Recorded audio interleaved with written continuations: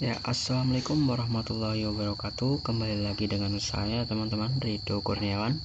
Di sini saya akan mereview sebuah paper. Untuk papernya itu berjudul Code Decision Prediction Model Using Natural Language Processing and Random Forest. Saya jelaskan sedikit. Pada penelitian ini itu membahas tentang penerapan kecerdasan buatan atau artificial intelligence atau yang biasa kita sebut dengan AI di dalam bidang hukum. Permasalahan utama yang diangkat adalah meningkatnya jumlah perkara pidana di Indonesia ini yang menyebabkan banyaknya dokumen putusan pengadilan yang harus dianalisis. Untuk proses analisis secara manual itu membutuhkan waktu yang sangat lama, sehingga peneliti mencoba membuat sistem yang dapat membantu memprediksi keputusan pengadilan menggunakan teknologi NLP ya, Natural Language Processing dan Machine Learning ya. Teknologi ini digunakan untuk membaca pola dari dokumen hukum sebelumnya sehingga dapat membantu proses pengambilan keputusan. Nah, di sini tercatat kasusnya dari tahun 2023 itu 288.472 kasus. Ini banyak ya, teman-teman. Sehingga ya dibutuhkan AI biar untuk membantu mengambil putusan pengadilan agar lebih cepat untuk mengambil keputusan. Nah, untuk tujuan penelitian itu adalah membangun sebuah model yang mampu memprediksi hasil keputusan pengadilan berdasarkan dokumen hukum. Peneliti tidak hanya menggunakan satu metode, melainkan ada 3 metode. Yang pertama itu IDF, Word to Fetch, Fast Text, dan yang ketiga Fast Text ya. Tetapi membandingkan beberapa teknik pengelolaan teks untuk melihat metode mana yang paling efektif dan efisien. Selain itu, peneliti ini juga bertujuan meningkatkan hasil prediksi dibanding peneliti sebelumnya yang menggunakan metode seperti LSTM dan CNN.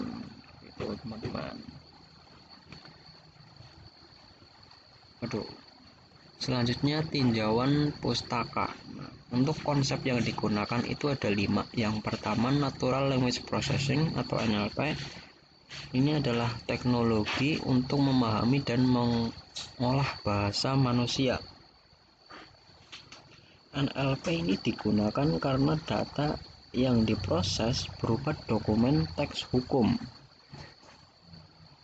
Nah, selanjutnya data IDF ini mengukur tingkat kepentingan satu kata dalam dokumen.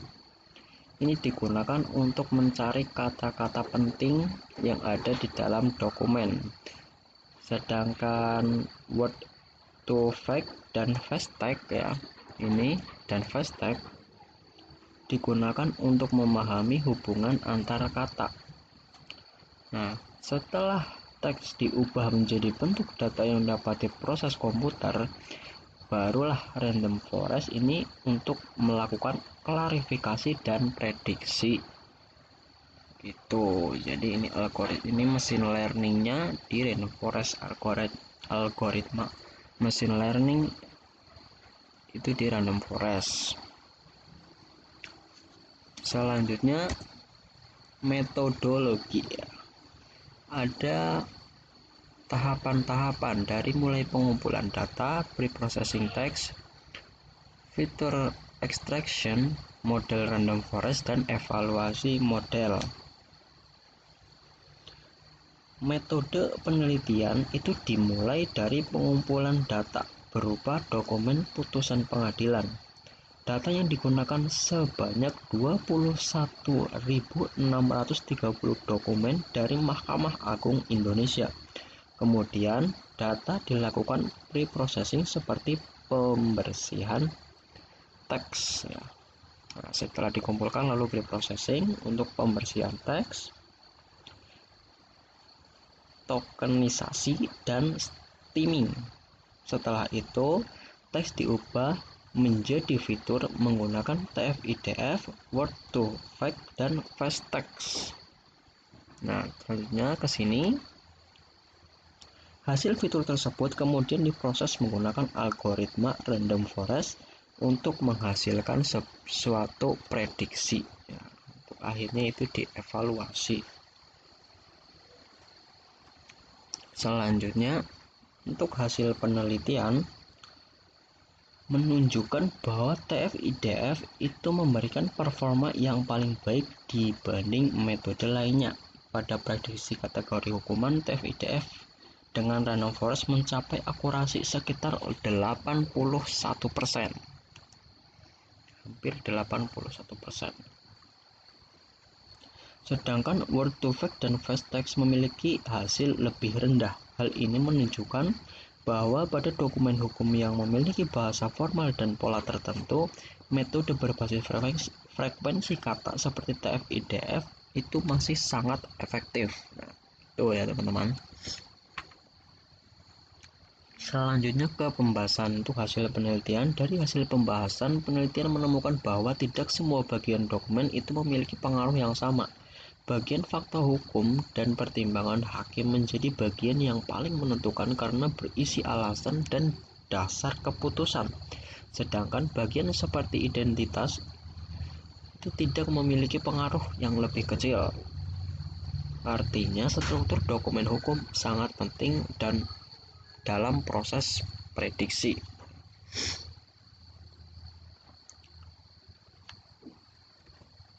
Nah, untuk kesimpulan dari penelitian ini adalah penggunaan NLP (Natural Language Processing) dan Random Forest itu berhasil memberikan hasil yang baik untuk menganalisis dokumen hukum. TF-IDF menjadi metode paling stabil dan mampu menghasilkan prediksi yang lebih baik dibanding metode lain. Namun, sistem ini hanya sebagai alat bantu dan bukan pengganti keputusan hakim. Jadi tetap ini hanya sebagai pendukung keputusan. Itu ya teman-teman. Untuk rekomendasinya, kesimpulan dari ini ya, rekomendasinya untuk penelitian berikutnya, sistem dapat dikembangkan menggunakan metode yang lebih modern seperti transformer atau BERT, nah, gitu, atau Indo-BERT bisa juga. Selain menghasilkan prediksi, sistem juga sebaiknya dapat menjelaskan alasan mengapa suatu keputusan itu diprediksi ya. Dengan begitu, hasil AI akan lebih mudah dipercaya dan digunakan dalam bidang hukum. Jadi, penelitian ini menunjukkan bahwa teknologi artificial intelligence atau AI, khususnya natural language processing, itu dapat membantu proses analisis hukum. Dengan memanfaatkan data putusan sebelumnya, sistem mampu menemukan pola dan memberikan prediksi yang cukup akurat. Namun tetap diperlukan peran manusia karena keputusan hukum itu tidak hanya berdasarkan data, tetapi juga membutuhkan pertimbangan nilai dan keadilan. Nah, begitu ya teman-teman. Itu adalah paper yang saya review. Nah, itu ada banyak sekali itu kata-katanya ya. Jadi cukup sekian dari saya. Wassalamualaikum warahmatullahi wabarakatuh.